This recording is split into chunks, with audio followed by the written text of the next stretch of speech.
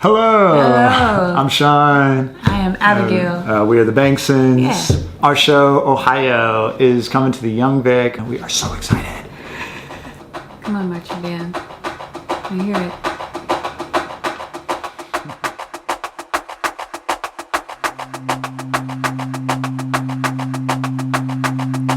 There is a line of fathers just behind my shoulders. This show is just the two of us, and so we're playing everything, and we're doing a combination of live instruments and also like vocal looping. So this one is like electronic sounds, but like a lot of them made from organic sounds, you know, like samples of drums and voices and trumpets and stuff. Yeah, Sean can play every instrument. He's one of those people who just like, I don't know if you were born like that. You just don't worry about playing any of them very well. You can really spread it around. He can play, I can, yeah, everyone can play every instrument really badly. That's right. But either we play them live.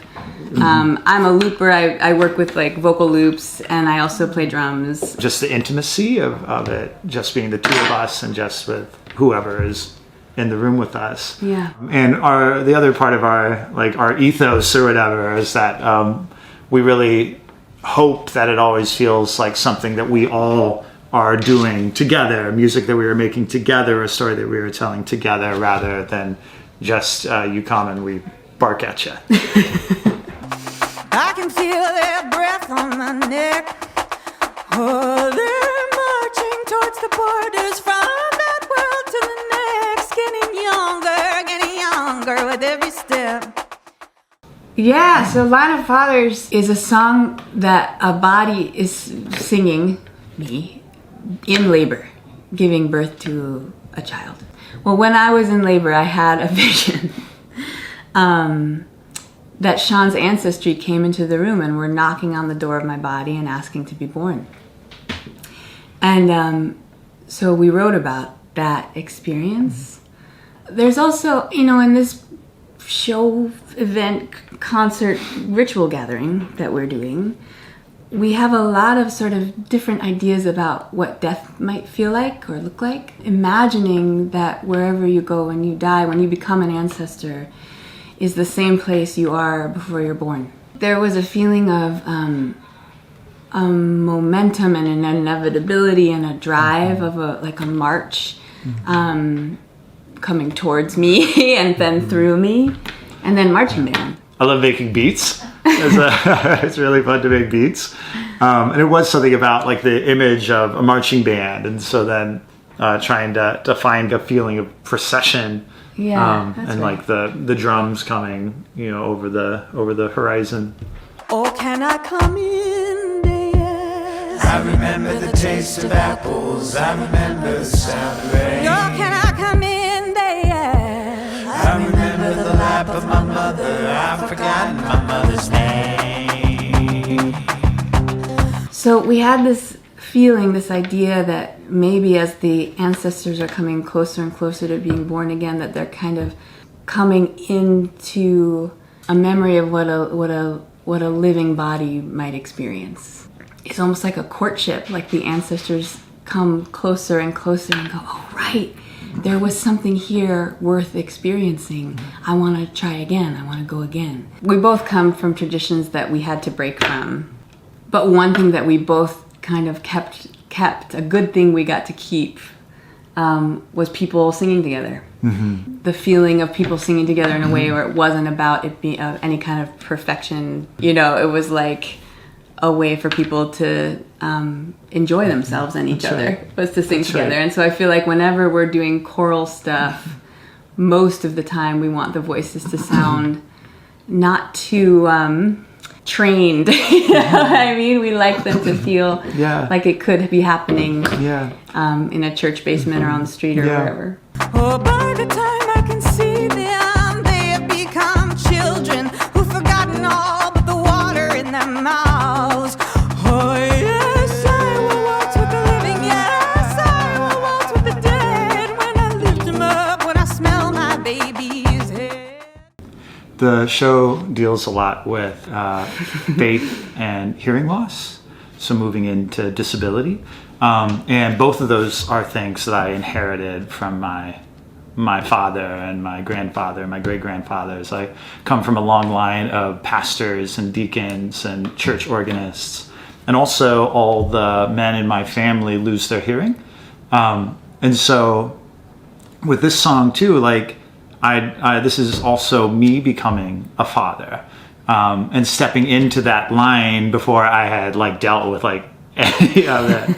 And so it sort of started just kind of with just rejection of both, just like whole cloth rejection and anger at the faith that I was raised in, and total denial about my hearing. And so then it was a real crisis when our son was born, and had to go to the NICU, and we just needed so much help in a way that I had like no tools to ask for it, both within community and also just within myself. Just still all of my inner iconography was of like my Christian faith, and all of my sort of like pillars of strength and resilience were of that, but I had rejected all that. And so in this moment, it's also because it is all inherited stuff. Like also seeing Louis for the first time is also seeing my dad and my grandfather in a way, because also in that moment there was something that did switch where I actually understood how my father might have felt becoming a father, and like felt his humanness, even though like, you know, I was in my early 30s. But I don't know, there was still something about that moment where just like, oh no, everyone's human. Can I come in there? I remember the sound of thunder. I remember the feel of the rain. Can I come in there? I remember the lap of my mother. I forgot my mother's name. I feel a desire to talk a little bit about singing. I would love that. So we, in our music and in our voices, are really not very called to prettiness. We're really into beauty. But to me, what beauty might sound like is being as honest as you can about what something feels like. So when I'm singing, it's when I feel the most liberated and the most myself. And I feel like I can be in agony in a way that is joyful. The line is so long, it's a circle, and the circle so deep, it's a wave, and the waves move into your body, girl. That's how a baby is made. Oh, the line is so long, it's a circle, and the circle so deep, it's a wave, and the waves move into your body, girl. That's how a baby is made. Oh, the line is so long, it's a circle, and the circle so deep, it's a wave, and the waves move into your body, girl. And that's how a baby is made. Can I come in? Great, you were good at that. Hey, you were good at that. Wow, we got moves, we got choreography. How many awards can we win just for dances? Like a lot? We think about the science of the ear and of hearing loss, and it is the way we hear. Our cochlea is a spiral, and spirals in and in and in and in and in. Also thinking about this circle of birth and death as being also sort of like walking that inner ear. In terms of time, Yeah. that you have like the line of time, the line of lineage, which is an expression of time, is so long that it becomes infinite, and that infinite thing can make a life happen again. Can I come in? Oh, this is what I carry, not a baby, but a word. Can I come in? Oh, this is what I carry in this body of a girl. Oh, can I come in there? Oh, this is what we carry. It's the future, it's the past. Sing briefly in a moment, in a fever that can.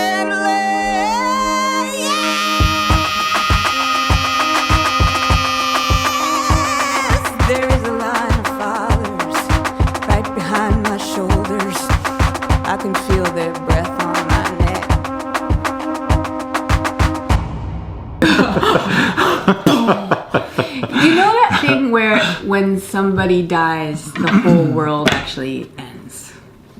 There is a supposition here that maybe when someone is born, the whole world begins again.